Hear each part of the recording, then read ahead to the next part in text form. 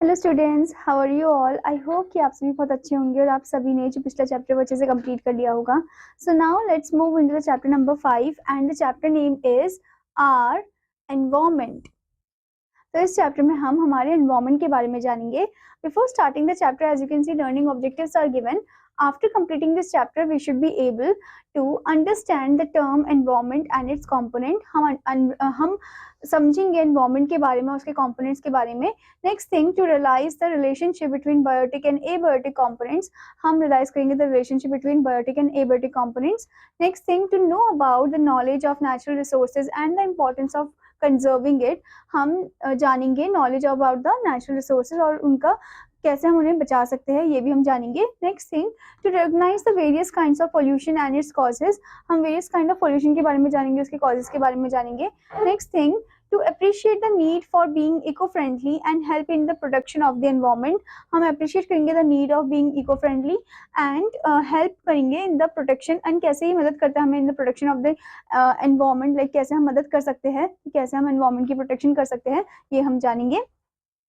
Now, as you can see, introductory question is given. What are the benefits of using the school bus or the public transport system?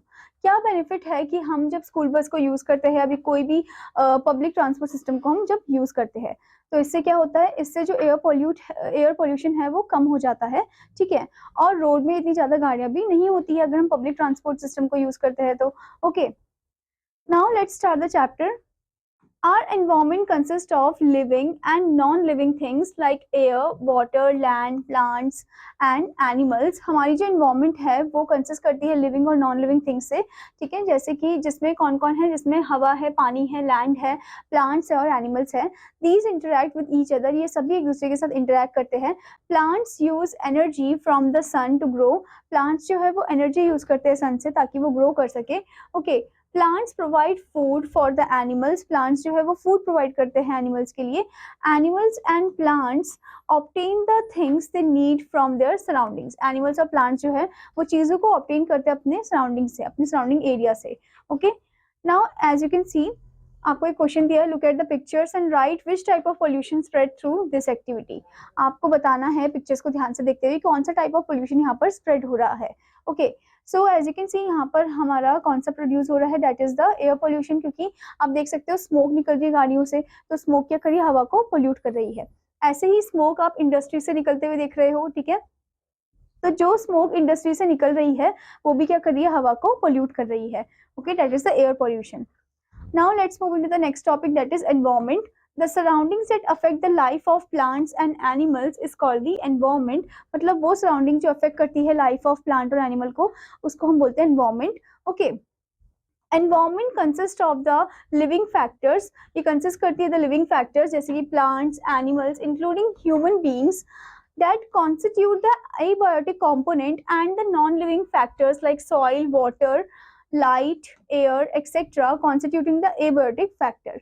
अब जो plants है, animals है, human beings है, ये biotic factor को constitute कर रही है, not the abiotic one. Okay, और जबकि जो नॉन लिविंग फैक्टर्स है जैसे सॉइल, वाटर, लाइट, एयर जो है वो कॉन्स्टिट्यूट कर रही है एबायोटिक फैक्टर को. Okay, the biotic and abiotic factors are interdependent. ये जो बायोटिक और एबायोटिक फैक्टर्स है एक दूसरे के साथ इंटरडिपेंडेंट है. ठीक है, An ecosystem is a collection of plants and animals and their surroundings. अब ecosystem जो है ये collection है plants का, animals का, उनके आसपास के surrounding area का. Okay, ecology is the study of the relationship of animals and plants with each other and their surroundings. अब ecology जो है एक study है of the relationship of animals and plants और उनके surrounding के बारे में. Okay, in other words we can say it is the study of ecosystem. हम बोल सकते हैं कि ये क्या है, ये है study of ecosystem. Okay, now here comes the next topic, that is natural resources. All living things get air, water, food and shelter from the environment. सभी लिविंग थिंग्स को क्या मिलता है, हवा, पानी, खाना और शेल्टर, रहने की जगह मिलती है एनवायरनमेंट से. Okay, human beings also obtain these things from the environment. Human beings को भी अपने एनवायरनमेंट से ये सभी चीजें मिलती है. Okay, our life depends on these things that are environment providers. तो हमारी जो पूरी जिंदगी है वो डिपेंड करती है इन्हीं चीजों में, क्योंकि जो हमारा एनवायरनमेंट हमें प्रोवाइड करता है. They are known as the natural resources. तो इनको हम नेचुरल रिसोर्सेज बोलते हैं. Air, water, soil, forest are all natural resources from which we obtain useful things. ये सभी natural resources है जिससे हम अपने लिए useful things obtain करते हैं. We must protect and conserve them. हमें इनको protect करना चाहिए और बचाना चाहिए. Okay. Here you can see sign of eco-friendly one. Okay. Now the next topic in this one is conservation of natural resources. कैसे हम natural resources को बचाएं? Today scientists are worried about the conservation of these natural resources because over the years human population has increased considerably. Okay, so अब scientists जो है वो चिंता कर रहे हैं about the conservation of natural resources क्योंकि natural resources को हमें ज़्यादा से ज़्यादा बचाना है, ठीक है, वरना वो आने वाले टाइम में वो बिल्कुल भी खत्म हो जाएंगे. Okay. So technological developments made by the humans for their comfort and leisure have damaged our natural environment. अभी जो टेक्नोलॉजिकल जो चीज़ें हुई है, टेक्नोलॉजिकल जो डेवलपमेंट हुआ है ह्यूमंस के थ्रू, उससे क्या हो रहा है कि ह्यूमंस को कंफर्ट लाइफ तो मिल रही है, लीजर लाइफ तो मिल रही है, पर उससे हमारा जो नेचुरल एनवायरनमेंट है वो इफेक्ट हो रहा है, उस पर बहुत सारे हमें इफेक्ट दिख रहे हैं, नेगेटिव इफेक्ट्स दिख रहे हैं. ओके, जो कि आने वाले टाइम में हमारे लिए ही हानिकारक होंगे. Okay. Demand for these natural resources has become multifold. अब बहुत ज़्यादा डिमांड हो गई है, इंक्रीज हो गई है नेचुरल रिसोर्सेज की, जिससे नेचुरल रिसोर्सेज कम होते जा रहे हैं. Okay, we are using much more than what the natural can give us. हम बहुत ज़्यादा यूज़ कर रहे हैं, जो हमें नेचुरल प्रोवाइड कर रहा है उससे भी हम ज़्यादा फॉर्म में यूज़ कर रहे हैं, डबल फॉर्म में उसे यूज़ कर रहे हैं. With an increase in population, more and more land have been cleared of forests to build cities and set up industries.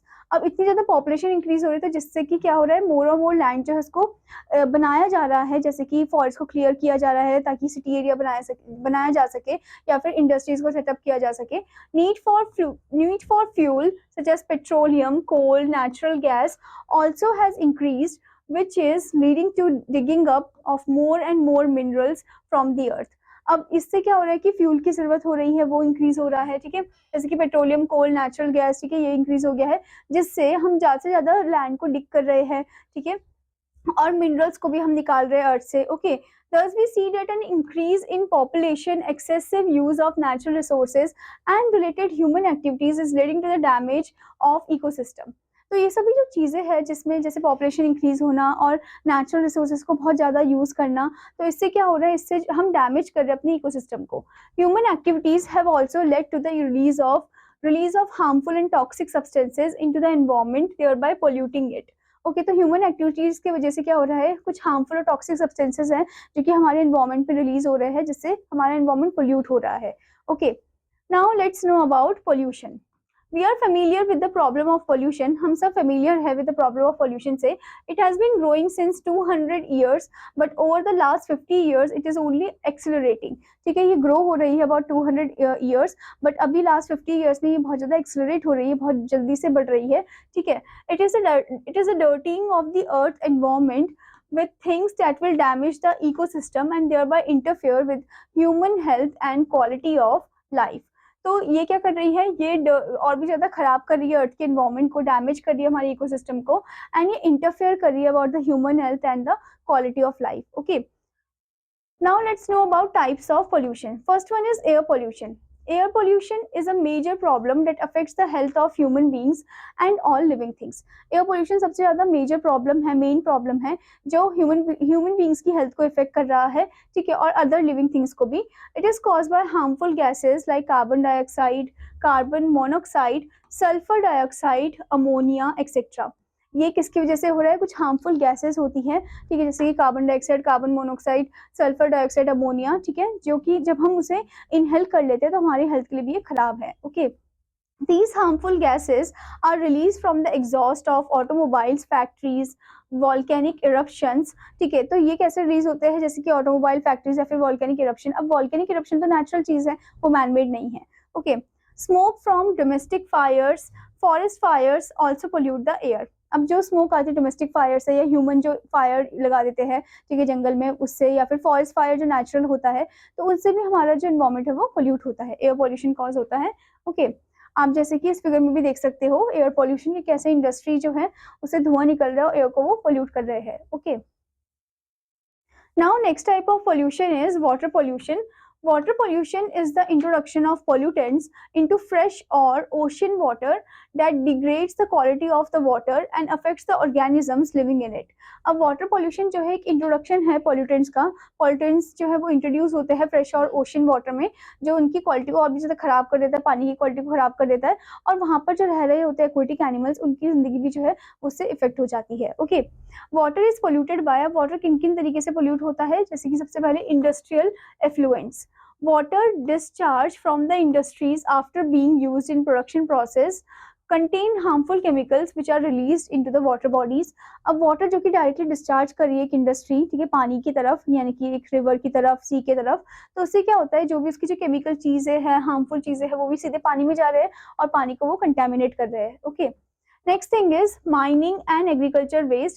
Mines, especially gold and coal mines, are responsible for realizing large quantities of acid water. ठीक है, so are responsible for releasing large quantities of acid water. तो यहाँ पर बताया गया student कि जो mines है, स्पेशली जो गोल्ड और सिल्वर वाले हैं, गोल्ड और कोल माइन है, वो क्या करते हैं कि वो ज़्यादा से ज़्यादा जो केमिकल्स हैं, जो एसिड वाटर है, उसको रिलीज कर देते हैं. कहाँ पर? पानी में. ठीक है, वाटर बॉडी में. Agricultural pesticides, fertilizers and herbicides washed into the rivers and stagnant water bodies also bring about pollution. तो एग्रीकल्चर जो वेस्ट होते हैं, पेस्टिसाइड होता है, फर्टिलाइजर, इंसेक्टिसाइड, हर्बिसाइड होते हैं, जब वो पानी में चले जाते हैं, वाटर बॉडीज में चल जाते हैं, या स्टैग्नेटेड जो ठहरा हुआ पानी होता है वहां पर चल जाते हैं, तो पानी को एक तरीके से गंदा कर रहे हैं, पोल्यूट कर रहे हैं. Okay, next point is sewage disposal and domestic waste. Industrial sewage as well as domestic and farm waste are often allowed to pollute rivers and dams. अब इंडस्ट्रियल सीवेज हो गए, डोमेस्टिक वेस्ट हो गए, farm waste हो गए, तो ये भी पोल्यूट कर रहे हैं हमारे वाटर बॉडीज को. Okay, now student, before moving further, there is a point given, boost your brain. Pollution from exhaust gases of vehicles is responsible for 60% of all air pollution and in cities up to 80%. अब जो pollution निकलता है from the gases of the vehicles, ठीक है, वो responsible है 60% of air pollution in cities, ठीक है, and like of the gases is responsible for 60%, ठीक है, एयर पोल्यूशन के लिए, और सिटीज में वो 80% है कम से कम. Next thing, there is a large variety of harmful chemical present in these gases with lead being one of the most dangerous. तो इसमें बहुत सारे हार्मफुल केमिकल्स होते हैं जो इन गैसेस में मिक्सड होते हैं, और इसमें से जो लेड है वो काफी ज्यादा डेंजरस है. Okay, now next type of pollution is land pollution. Land pollution is the degradation of the earth's land through misuse of the soil by poor agriculture, pesticides, mineral exploitation, industrial waste dumping and indiscriminate disposal of urban waste. तो land pollution कैसे होता है, जो जिसमें हम degrade कर रहे हैं, ठीक है, अर्थ लैंड को, ठीक है, through the misuse of soil. Soil का हम मिसयूज कर रहे हैं, ठीक है, हम एग्रीकल्चर पेस्टिसाइड उसमें थ्रो कर रहे हैं, मिनरल एक्सप्लॉयटेशन कर रहे हैं, इंडस्ट्रियल वेस्ट को हम डंप कर रहे हैं, indiscriminate disposal of urban waste को कर रहे हैं. Okay, it include litter and pollution of the soil. ये इंक्लूड करता है लिटर को और पोल्यूशन ऑफ द सॉइल. अब लिटर यहाँ पर क्या है, लिटर का मीनिंग है कि आपने देखा होगा कि जो लोग हैं वो रास्ते में इधर उधर कहीं भी थूक देते हैं, ठीक है, तो वो चीज़ गलत है. तो वो भी क्या करी, एक तरीके से सॉइल को पोल्यूट कर रही है, लैंड को पोल्यूट कर रही है, ठीक है, तो ऐसे रास्ते में नहीं थूकना चाहिए. Okay, next thing is soil pollution is mainly due to chemical present in herbicides and pesticides, factory waste and garbage dumped in public places such as streets, parks, picnic areas, etc. अब soil pollution जो है ये mainly होता है किसकी वजह से, chemical present, जो कि हर्बिसाइड्स में जो प्रेजेंट होते हैं केमिकल, उसकी वजह से, पेस्टिसाइड्स की वजह से, फैक्ट्री वेस्ट हो गया, गार्बेज हो गया जो कि हम डंप कर देते हैं पब्लिक प्लेसेस में, तो उससे भी सॉइल पोल्यूट होता है, ठीक है, लैंड पोल्यूट होता है. जैसे कि स्ट्रीट, पार्क, पिकनिक एरिया में अगर थ्रो करिए इधर उधर गार्बेज, तो उससे भी लैंड जो है वो पोल्यूट होता है. ओके, और अगर सॉइल ही नहीं होगा तो प्लांट्स भी नहीं होंगे, ठीक है. Here you can C land pollution. Now next type of pollution is noise pollution. We hear and make sounds nearly all the time, but too much noise can make us feel angry or dispersed. Okay, हम बहुत सारे sound सुनते हैं अपने आसपास, पर अगर बहुत ज़्यादा साउंड आती है तो उससे हम बहुत इरिटेट हो जाते हैं, गुस्से वाले हो जाते हैं, चिड़चिड़े हो जाते हैं हम. Okay, noisy roads, air and rail traffic, household noise like loud music, loudspeakers and industrial noise contribute noise pollution. तो कौन कौन सी चीज़ों की वजह से नॉइज पोल्यूशन होता है, एक तो नॉइजी रोड हो गया, लाउड स्पीकर्स बजना, ठीक है, या फिर loud music Bazna, loud speaker on करना, इंडस्ट्रियल नॉइज हो गई, तो ये सभी जो है नॉइज पोल्यूशन को कॉज करते हैं। Okay, dolphins affected are often stranded as a result cause by noise pollution. अब जो डॉल्फिन्स है वो उन जगह में नहीं आते जहाँ ज्यादा नॉइज पोल्यूशन होता है, तो इसीलिए हमें डॉल्फिन्स कम देखने को मिलती है, specially in India. Okay, here you can सी, आप यहाँ पर देख सकते हो नॉइज पोल्यूशन, ठीक है, by that DJ one and the honking of the vehicles. Vehicle जब हॉन्क करते हैं बहुत बार बार, तो वो भी नॉइज पोल्यूशन को क्रिएट कर रहे हैं। Okay, now next type of pollution is radiation pollution. Nuclear energy is a useful source of power used in nuclear power stations and nuclear plants. अब न्यूक्लियर एनर्जी हमें पता है कि बहुत ही ज्यादा यूजफुल सोर्स ऑफ पावर है, जो हम न्यूक्लियर पावर प्लांट्स में यूज करते हैं, न्यूक्लियर प्लांट्स में यूज करते हैं। Okay, but here it is saying radiation caused by nuclear power plants dispose nuclear waste, which can also be very harmful to all living things if they expose too much of it. अगर इसको ज़्यादा expose कर दिया तो इसकी radiation से काफ़ी ज़्यादा ह्यूमन लाइफ जो है उनको नुकसान पहुंच सकता है। ओके, क्योंकि जो रेडिएशन निकलती है by that nuclear power plant और डिस्पोज न्यूक्लियर वेस्ट, जो कि हमें बहुत ज़्यादा हार्म कर सकती है। Okay, now let's see the effects of pollution. Some effects of pollution are as follow. First one, air pollution leads to breathing problems and respiratory disease like asthma, emphysema, allergies etc. तो air pollution की वजह से हमें कुछ ना कुछ breathing problem हो सकती है, जैसे एजमा हो गया, ठीक है, एलर्जीज हो गए। It also led to pollution related weather phenomenon like global warming, acid rain, smog, ozone depletion, ठीक है, इससे कुछ पोल्यूशन रिलेटेड वेदर फिनोमिनन भी हो सकते हैं, जैसे ग्लोबल वार्मिंग हो गया, एसिड रेन हो गया, ठीक है, स्मॉग हो गया, ओजोन डिप्लीशन हो गया। Okay, some pollutant are eating away the earth atmosphere, exposing the earth to harmful ultraviolet rays. कुछ ऐसे पोल्यूटेंट्स है जो खा रहे हैं अर्थ के एटमॉस्फेयर को और उसको एक्सपोज कर रहे हैं हार्मफुल अल्ट्रावायलेट रेज के साथ। ओके, जिससे हमें कुछ ना कुछ बीमारियां और हो सकती है। Okay, next point is land pollution is also a major threat as the accumulation of waste threatens the health of people in residential areas. तो land pollution जो है ये भी एक major threat है, जिसमें जब accumulation यानी कि waste जब एक जगह में इकट्ठा हो जाता है तो उससे लोगों की health पे ही effect होगा। Okay, waste decays encourages household pests and turn urban areas into dirty and unhealthy places to live in. अब अगर वेस्ट को एक ही जगह में डिके करते रहेंगे, ठीक है, तो उससे क्या होगा कि वो जो जगह है वो बहुत ज़्यादा डर्टी बन जाएगी, गंदी बन जाएगी, रहने के लिए भी नहीं बनेगी वो।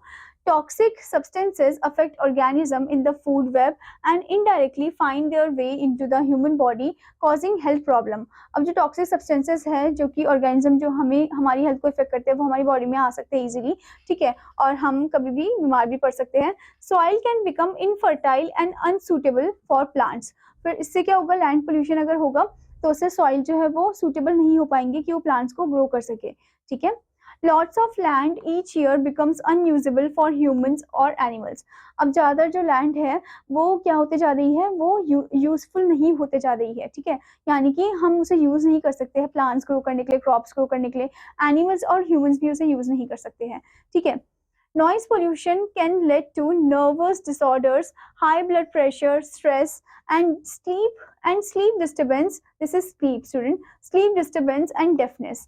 अगर ज़्यादा नॉइस पोल्यूशन होगा तो इससे हमें कुछ ना कुछ बीमारियां हो सकती है, जैसे नर्वस डिसऑर्डर हो गया, हम चिड़चिड़े बन जाते हैं, ठीक है, और हमें नींद नहीं आती है, इंसोमेनिया हो जाता है, ठीक है, हाई ब्लड प्रेशर होता है, स्ट्रेस हो जाता है, स्लीप डिस्टर्बेंस वही इंसोमेनिया हो जाता है, डेफनेस यानी कि सुन नहीं पाएगा कोई, ठीक है। Too much noise can make us feel angry और डिप्रेस्ड, और ज़्यादा नॉइस होता है तो हम डिप्रेस्ड हो जाते हैं या फिर गुस्से वाले हो जाते हैं। Okay, next point is aquatic plants and animals are adversely affected by water pollution and cause death of marine life. अब वाटर पोल्यूशन की वजह से बहुत सारी जो aquatic animals है, प्लांट्स है, उनकी डेथ हो रही है, ठीक है। Water pollution cause approximately 14,000 death per day water bye untreated sewage in developing countries. अब वाटर पोल्यूशन जो है जो कि अप्रोक्सीमेटली 40, उससे क्या हो गया है कि अप्रोक्सीमेटली 14,000 लोगों की डेथ हो गई है, ठीक है। सो इसीलिए वाटर जो कि by that untreated sewage in developing countries they are like given over there, okay, जो कि नहीं होना चाहिए, उनको अच्छे से ट्रीट करके ही पानी को देना चाहिए, ठीक है। Now let's move into the next topic, that is some important steps to control pollution. कैसे हम pollution को control कर सकते हैं?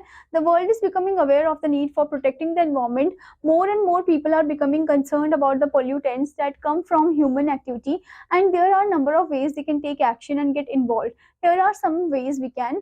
तो अब जो लोग हैं वो जागरूक हो रहे हैं, अवेयर हो रहे हैं कि हमें अपनी कंट्री को पोल्यूशन से बचाना है, हमें अपने पूरे वर्ल्ड को, अपने प्लैनेट अर्थ को पोल्यूशन से बचाना है, प्रोटेक्ट करना है, ठीक है। तो कुछ ऐसे वेज लिए जा रहे हैं जिससे हम पोल्यूशन से बच सके और जिससे हम कम से कम वेस्ट को क्रिएट कर सके। ओके, जैसे कि सबसे पहले है reduce travel by cars and encourage carpool to share rides, कि कार से ट्रैवल करना कम करना और कार पूलिंग को encourage करना, ठीक है, जिससे कि क्या होगा, जिससे स्मोक भी कम निकलेगा और एयर भी पोल्यूट नहीं होगा, ठीक है। Next thing, go to office और school by bicycle, public bus और ट्रेन।